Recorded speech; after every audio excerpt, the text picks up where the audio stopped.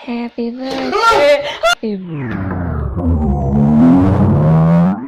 Viral di media sosial, sebuah rekaman video memperlihatkan seorang wanita yang tengah menyiapkan kejutan ulang tahun untuk kekasihnya. Namun sayang, hal itu tak berjalan mulus dan sesuai rencana. Dalam video yang diunggah oleh akun TikTok @pelangi.pelangi, terlihat sang pria tengah berdiri membelakangi pintu kamar yang terbuka. Tanpa sadar, kekasihnya telah menunggu di balik pintu kamar sambil membawa kue dengan lilin menyala di atasnya.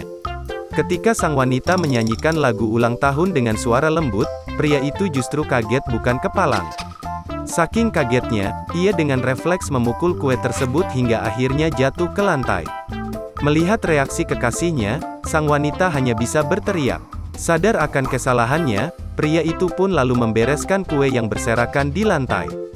Hingga saat ini, video tersebut telah ditonton lebih dari 700.000 kali dan mendapat berbagai komentar dari warganet.